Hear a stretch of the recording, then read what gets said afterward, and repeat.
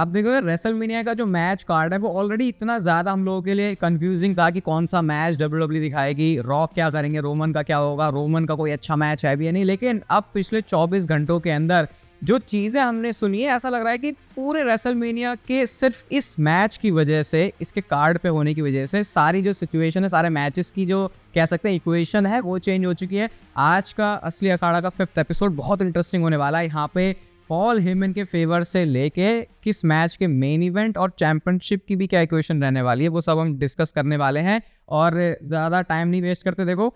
सबसे पहले उसी चीज़ के बारे में बात करते हैं। मैंने बोल तो दिया कि सब कुछ चेंज हो गया, लेकिन चेंज ये हुआ है कि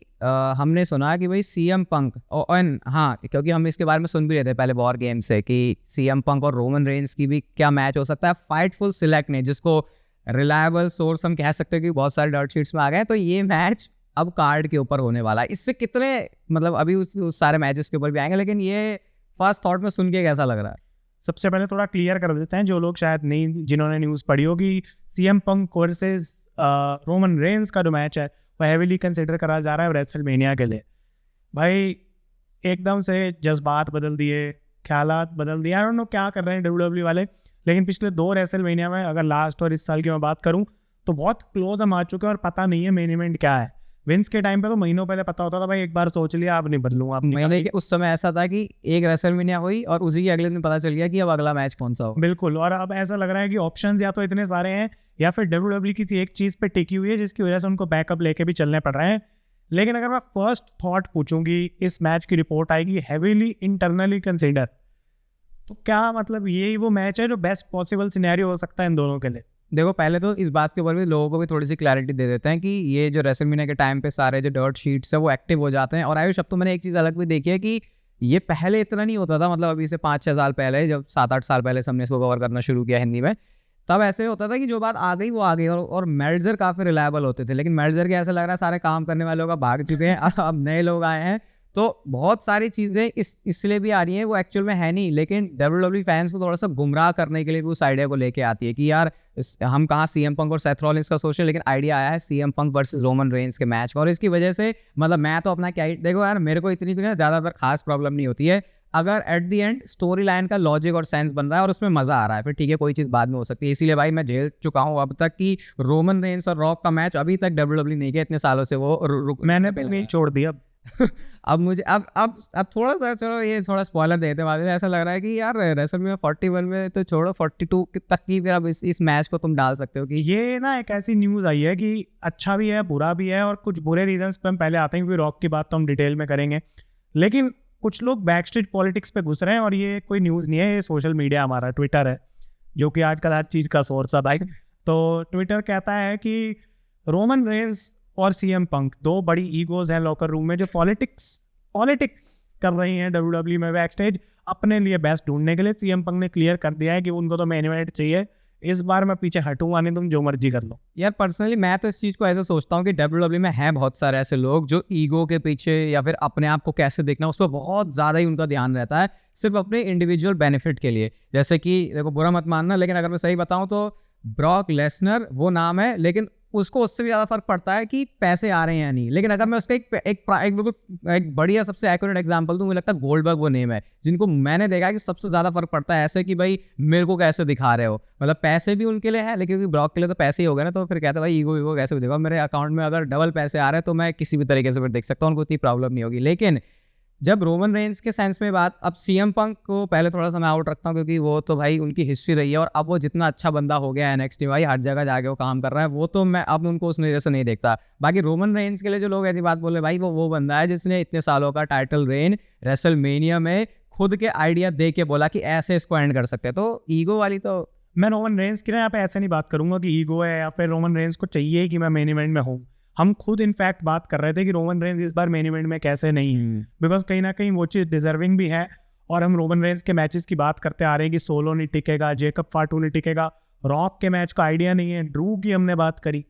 लेकिन अब अगर CM पंक और रोमन जैसा मैच होके भी मेन इवेंट में नहीं है तो अजीब है, इस पर भी हम आते हैं। लेकिन ये पॉलिटिक्स वाली बात के अलावा एक जो और इम्पॉर्टेंट गाइस चीज़ है,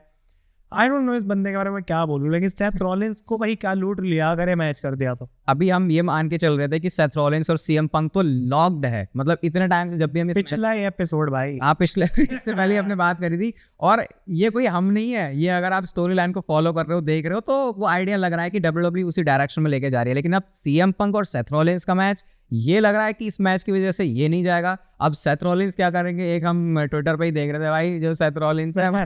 वो बॉबी लैशली की वीडियो लगा दी उसमें कि सेथ अब क्या करेगा, तो बॉबी लैशली वो आंड्रे द जायंट वाली रेसलमेनिया में ट्रॉफी के सिर्फ प्रदर्शन ही करने रेसलमेनिया के रैंप पर आए थे। तो ये तो खैर मजाकिया चीज होगी, लेकिन कंसर्निंग है, मैं इसको बोलूंगा कि अगर सच में मैच होता है तो सेथ रॉलिंस क्या करेंगे। क्योंकि ऐसा लगता है कि अगर डब्ल्यूडब्ल्यू ये मैच करते हैं तो ना ही सिर्फ सेथ वर्सेस पंक बल्कि रोमन वर्सेस ड्रू पे एक मैच है जो नहीं हो पाएगा फिर रेसलमेनिया में। तो ड्रू मैकिंटायर और सेथ रॉलिंस जो कि खुद 1-on-1 थे वर्ल्ड चैंपियनशिप मैच में भाई लास्ट ईयर की रेसलमेनिया में,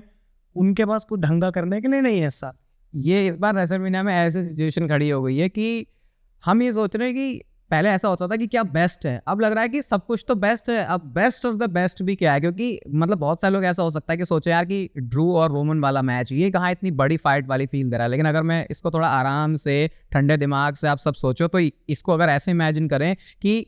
Drew McIntyre week by week SmackDown में इस स्टोरी को प्रोग्रेस कर रहे हैं रोमन रेंज के साथ, तो वो सीएम पंक वाली फ्यूड में हमने जो मजा देखा था, और ड्रू मैकिंटायर का खुद का कैरेक्टर इतना बढ़िया है, तो वो रोमन रेंज के साथ भी कितना बढ़िया काम कर सकते हैं। बट अब लग रहा है कि नहीं है, ये तो ऑफ द कार्ड निकल। मतलब रेसलमेनिया अनप्रिडिक्टेबल तो है, लेकिन मैं बस ये चाह रहा हूँ कि डब्ल्यूडब्ल्यू बैकएंड पे पता हो कि करना क्या है। मैं ये नहीं चाह रहा कि लास्ट मोमेंट में उनको कि जैसे हमने पहले भी बात करी कि वो ना बस हिंट देते जा रहे हैं कुछ कुछ चीज़ों का, लेकिन फाइनल डिसीजन क्योंकि खुद नहीं बनाया तो अभी हमको भी नहीं पता है। तो क्या लगता है फाइनल में पूछूंगा, बिकॉज कुछ टाइम पहले तो रोमन रेंज का रूमर आ रहा था रॉक के साथ, फिर रोमन रेंज का आ गया कि भाई इस साल पीछे बैठेगा, मेन इवेंट में नहीं होगा क्योंकि रॉक एंड कोडी है, फिर ड्रू वर्सेस कुछ होगा, फिर सेथ वर्सेस पंक होगा। तो किस पे विश्वास करूं भाई, किस पे ना करूं? पहले हम इस हिसाब से चलते थे ना डब्ल्यूडब्ल्यू में कि लॉजिकल बुकिंग क्या है, और सही बता रहा हूँ मैं, विंस मैकमैन के जमाने से अगर हम कंपैरिजन पे बार बार आ जाते हैं क्योंकि हम उस हिसाब से भी प्रोडक्ट को देखते हैं कि विंस के टाइम में बस 2-4 ही चीजें दिखता था कि हाँ ये लॉजिकल और इस डायरेक्शन में जाएगी, तो ईजी होता था। अब ट्रिपल एच ने या फिर अपने कुछ बैकअप प्लान्स ऐसे बना रखे कि हमेशा लगता है अभी तुम बोल दो रोमन वर्सेस सोलो होगा, बहुत सारे लोग मान जाएंगे, अभी तुम बोल दो रोमन वर्सेस जो होगा उसमें भी लोग मान जाएंगे, रोमन वर्सेस फाटो होगा उसमें भी मान जाएंगे, रोमन वर्सेस पंक भी मान जाएंगे, रोमन वर्सेस रॉलिंस भी मान जाएंगे, इसका थोड़ा कम चांस है। तो लॉजिकल तो सब कुछ है। मेरे को लगता है डब्ल्यूडब्ल्यू अपने रिसोर्सेस क्या बच रहे हैं रेसलमेनिया में उस हिसाब से डिसीजन लेगी। एंड अगेन अभी इसमें हम फाइनल बॉस द रॉक के बारे में बात करेंगे, लेकिन मैं आपको एक चीज बता देना चाहता हूँ यहाँ पे, और ये है हमारे असली अखाड़ा अवार्ड्स जो कि इस साल के होंगे। देखो हम एनुअली इसको हर बार करने वाले हैं, तो आपको डिस्क्रिप्शन में लिंक मिल जाएगा, वहां पे आप अपना वोट कर सकते हो। ये ना सिर्फ अवार्ड्स वाला एपिसोड है बल्कि आपके लिए ना पूरा साल का आपको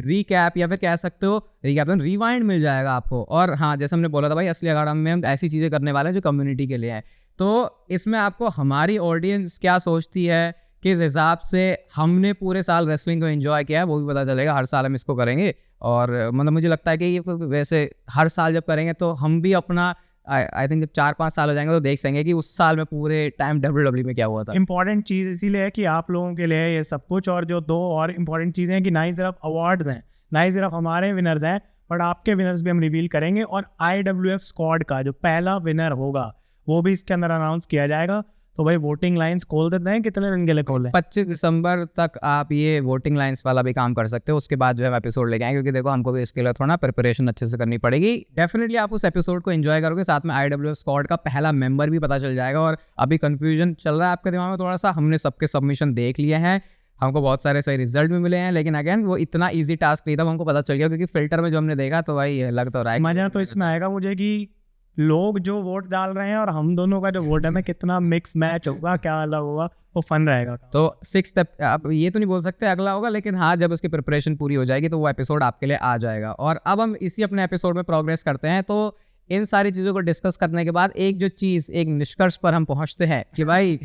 अंतिम मालिक, फाइनल बॉस, वो रेसलमेनिया में क्या कर रहा है। क्योंकि अब तो भाई मैंने ये भी सुन लिया, और पता नहीं क्यों, देखो मैं ये नहीं बोलता कि मैं जो बोल रहा हूँ या आयुष जो बोल रहा है उसे मानो, हम अपनी सिर्फ एक थिंकिंग आपके सामने रखते हैं, और आप भी अपने जो सारे ओपिनियन है कमेंट्स में रख सकते हो, हम पढ़ते हैं उसको। लेकिन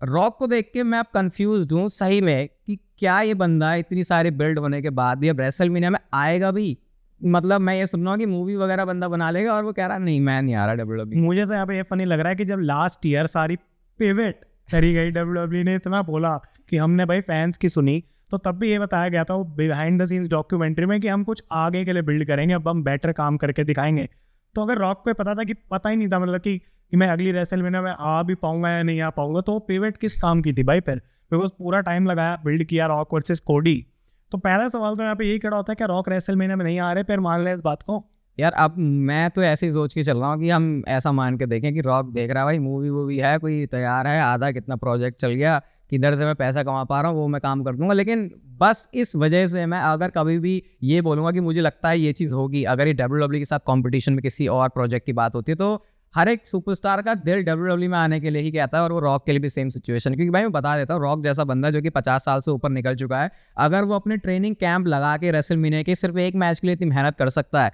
तो भाई मतलब जैसे होता नहीं कभी कोई बिजी बंदा है और अगर वो हमारे लिए 5 मिनट का टाइम निकाल के आया तो लगता नहीं उसकी वैल्यू बहुत ज़्यादा। तो उसको रॉक के स्टेटस पर सोचो भाई, वो WWE से लाखों गुना पैसा, लाखों तो नहीं मतलब मल्टीपल टाइम्स में ज़्यादा पैसे कमा सकता है, लेकिन जब वो एक मैच के लिए वैसी मेहनत करता है तो मुझे लगता है शेड्यूल वगैरह फिर भी वो कहीं ना कहीं थोड़े लीन WWE की तरफ ही रहते हैं। पर ये चीज़ क्या WWE के पर्सपेक्टिव से ठीक है कि भाई हम बस इंतजार करेंगे और अगर रॉक ने हरा झंडा गिरा दिया तो ठीक है तू आ जाइयो, अगर लाल गिरा दिया तो हम भी। यार ये बहुत ही फनी सिचुएशन है। मतलब मैं सही में सोच रहा हूँ कि अगर मैं कभी उस बोर्ड मीटिंग का ऑब्वियसली टेबल पे नहीं बैठ सकते हम, लेकिन कहीं छुपके से दरवाजे के कोने से बैठ के देखे तो कैसा रॉक इंस्ट्रक्ट कर रहा है कि नहीं देखो अब मैं आ सकता हूँ तो ये है, नहीं आ सकता हूँ तो ये है। तो देख के अभी ऐसे लग रहा है कि WWE प्लान्स बनाई ऐसे रही है कि रॉक का क्या स्टेटस है रेसलमेनिया के लिए। अगर वो है तो रॉक ने क्या बोला है कि भाई मत मानो कुछ मैं तो हूँ। हाँ, रॉक ने इवन अपने इंस्टाग्राम के कमेंट में रिप्लाई करके लिखा था वो कि भाई अगर तुम मतलब किसी ने लिखा तुम नहीं आ रहे रेसलमेनिया में, तो रॉक ने खुद लिखा कि भाई उन BS के बारे में भरोसा मत करो। तो इतना सब सुनने के बावजूद भी लगता है कि पता नहीं भाई कंफ्यूजिंग तो है। लेकिन अगर रॉक आता है रेसलमेनिया में और Roman Reigns is fighting CM पंक, बहुत ये भी कॉम्प्लेक्स है, फनी भी लग रहा है मुझे तो थोड़ा कि रॉक आके कोडी के साथ मैच अगर हो रहा है तो मेन इवेंट होगा, तो फिर रोमन और पंक कैसे मेन इवेंट हो सकता है? नाइट 2 में अब पता ही मतलब थोड़ा बहुत कंफ्यूज हूँ मैं अभी। लेकिन रॉक अगर आता तो कोडी के साथ ही मैच होगा। फिर यही मान सकते हैं कि जो रेसलमेनिया 41 पे भी बहुत सारे लोगों का ख्वाब है कि रोमन रेंस और रॉक का मैच होगा, फिर शायद वो नहीं हो रहा क्योंकि फिर वो CM पंक के साथ बिजी हो जाएंगे और उसके बाद रॉक बोलेंगे भाई मैं तो अपना कोडी रोड से पंगे ले रहा हूँ। वो हमको शायद वो भी रिवील करते हैं वो क्या छुपा के हाथ में दिया था रॉक। बट अगर ये सारी पॉलिटिक्स वाली बात आ रही है कि रोमन रेंस और CM पंक मेन इवेंट चाहते हैं और रॉक आके कोडी के साथ मेन इवेंट तब भी ले जाए और CM पंक और रोमन को कहीं और फिट करना पड़े बिकॉज टाइटल के लिए नहीं है तो मेन इवेंट नहीं होगा वो मैच, तो फिर फायदा क्या हुआ रोमन वर्सेस पंक? मैं तो ये इमेजिन ही नहीं कर पा रहा कि रोमन रेंस और CM पंक अगर किसी मैच में है तो वो मेन इवेंट नहीं कर रहा। और फिर शायद बहुत सारे लोग मतलब अभी आई थिंक ताला लग रहा है उस चीज़ के ऊपर कि हम रोमन रेंस और रॉक का मैच भी रेसलमेनिया 42 में एक्सपेक्ट करें, क्योंकि अब तो ये अगर इस डायरेक्शन, क्योंकि इक्वेशन में कहीं पे भी रोमन और रॉक तो आ ही नहीं रहा अब तक जब जितने भी रूमर सुन रहे हैं, तो मतलब ये रेसलमेनिया 42 के लिए फिर से एक साल के लिए भूल जाओ सब। मैं ना अब इस चीज़ की कंप्लेंट नहीं करने वाला कि रोमन रॉक क्यों नहीं हो रहा, बिकॉज जब तक WWE ऑल्टरनेटिवली हमें कुछ ऐसा दे रही है जो वर्थ इट है, बढ़िया है, तो फिर ठीक है भाई, अब होगा कभी तो हो जाएगा रोमन रॉक। पता नहीं भाई, शायद ऐसा तो नहीं दोनों लाठी पे चल के आ रहे हैं रोमन और रॉक और उसके बाद जाके मैच हो रहा है। मतलब ना मुझे ऐसा लगता है कि WWE क्यों बचा रही है अब इस मैच को वो भी नहीं समझ आ रहा। अब तुम लास वेगास में चले गए, सबसे ज़्यादा बड़ी रेसलमेनिया तुम करने वाले हो, नेटफ्लिक्स की तुम्हारे पे डील है, अब भी नहीं तो कब? फनी बात यह है कि जब रॉक पैट मैकेफी के साथ उस इवेंट में आए थे, जब उन्होंने बोला था एंड ऑल्सो इंटरेस्टिंग ये है कि लास वेगास में रेसलमेनिया ऐसे करके उन्होंने बोला था, ये वाली अभी जो रेसलमेनिया गई उसके बाद वो उस वाली रेसलमेनिया में भी लड़े नहीं रोमन से, तो बोलने को बोल दे रहे हैं, मुझे लग रहा है ज्यादा भरोसा उतना नहीं करते। एक रैपिड फायर कर लेते हैं फटाफट से यहाँ पे कि अगर रॉक आते हैं तो रॉक वर्सेस रोमन होगा या रॉक वर्सेस कोडी? यार स्टोरी लाइन देख के तो रॉक वर्सेस कोडी लग रहा है, दिल मेरा रोमन वर्सेस रॉक के लिए भी कह रहा है, लेकिन फिर शायद मैं कह रहा हूँ कि कोडी भी करवा दो, चलो अगले साल देख लेंगे फिर, क्योंकि जो लॉजिक है वो तो यही कहता है जो बोला गया। लेकिन अब हम फाइनली आ जाते हैं रोमन रेंस और CM पंक के मैच पे, बिकॉज अगर हैवी इंटरनल डिस्कशन है, हैवी वर्ड कहाँ से? हैवी का मतलब देखो ये है कि सुबह से लेके शाम तक सिर्फ बात हुई, उस दिन की एक ही मुद्दा रहा, उस दिन बातचीत रहेगी क्या करना चाहिए। लेकिन हैवी का मैं तो ये मतलब समझ रहा हूँ कि क्या रॉक की तरफ से कोई सिग्नल आ गया है कि अब शायद मेरा मुश्किल है आना, तो जो बेस्ट ड्रॉ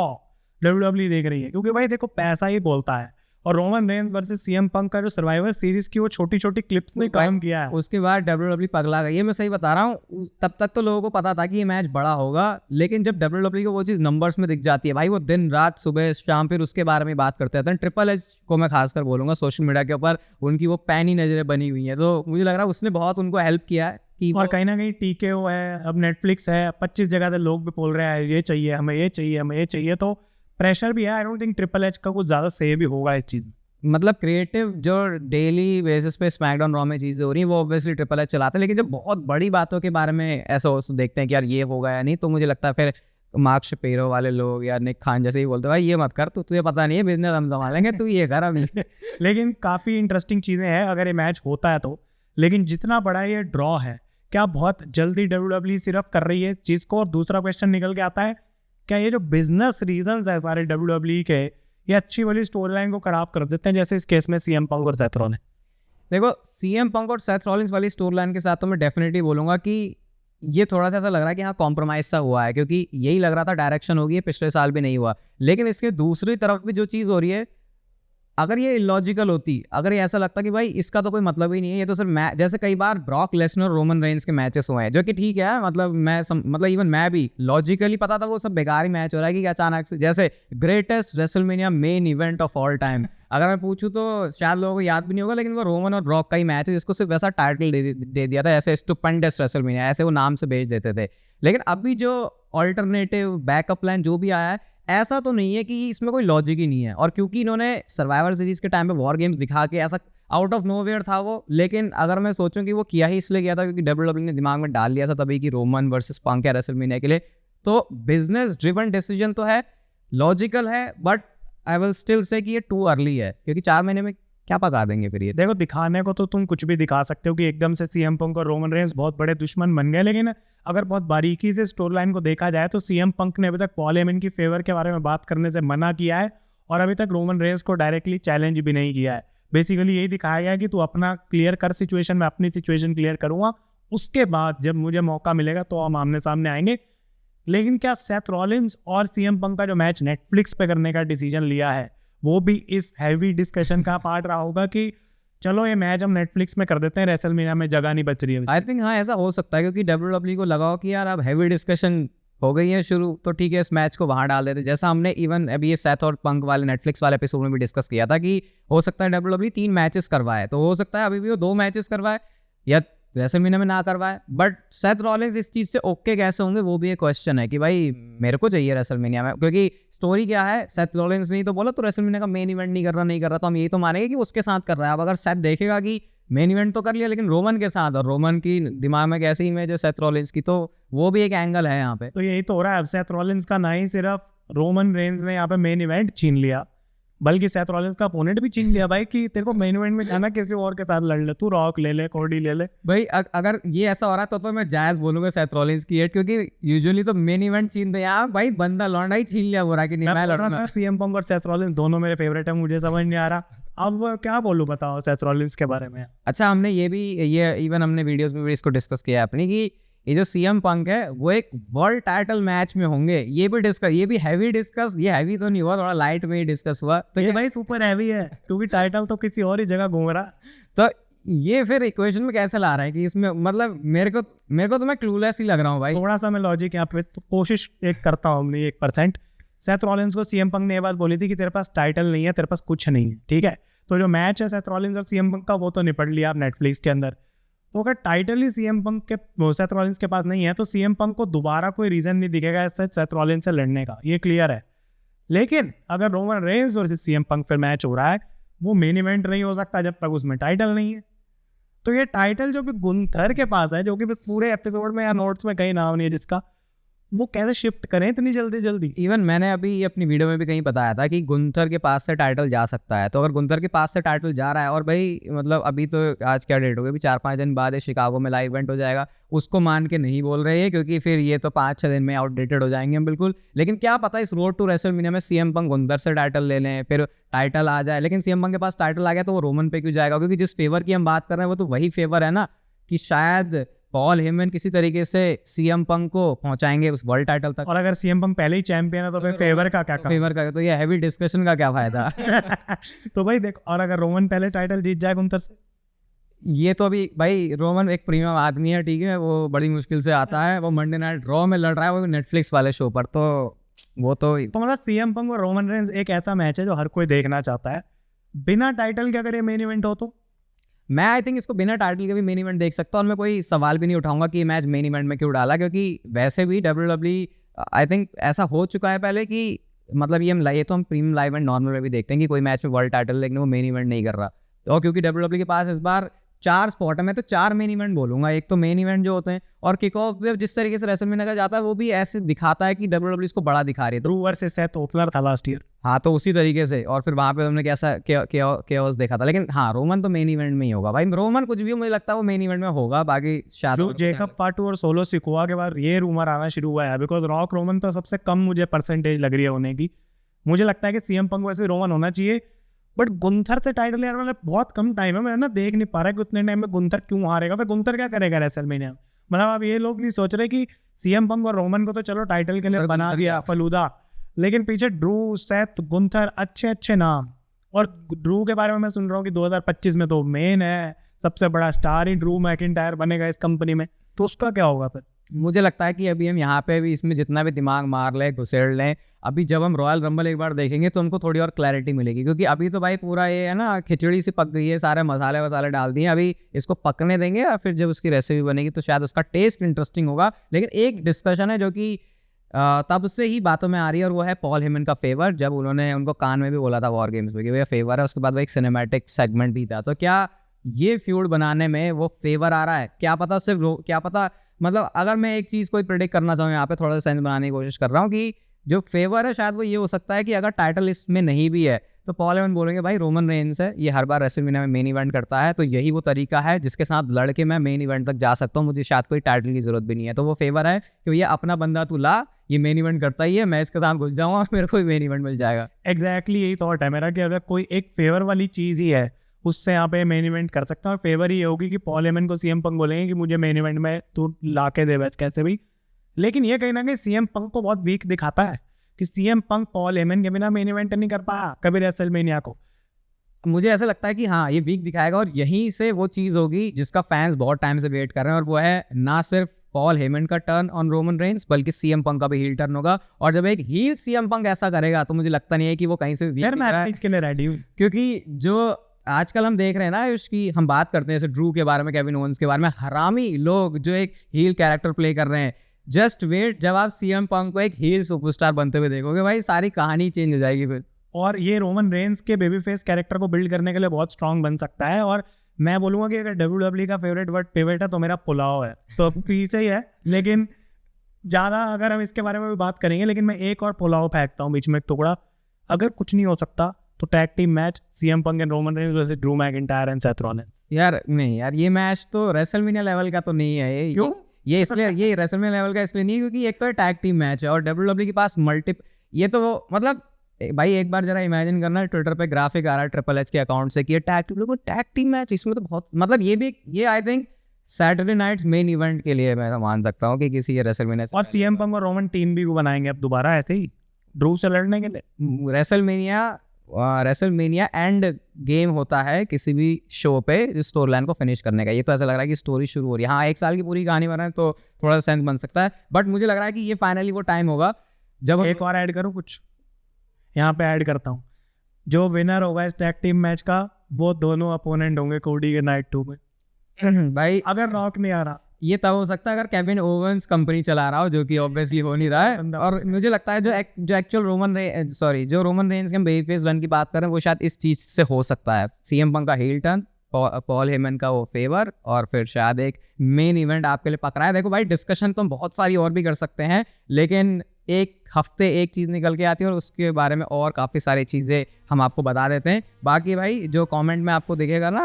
असली अखाड़ा ईयर एंड अवार्ड का, वहाँ पे जाके अपने सबमिशन जरूर करना। ये ध्यान रखना 25 दिसंबर तक ही है। बाकी उसके साथ उसी एपिसोड में हम आपके लिए IWF स्क्वाड का फर्स्ट मेंबर भी अनाउंस कर देंगे। वीडियो अच्छी लगी तो लाइक करो, चैनल को सब्सक्राइब कर सकते हो क्योंकि इस तरह का कंटेंट इस चैनल पर WWE से रिलेटेड आता रहेगा। हम मिलेंगे आपसे असली अखाड़ा पॉडकास्ट के 6 एपिसोड के साथ। तब तक के लिए गुड बाय, टेक केयर और लेते रहो जिंदगी के मजे।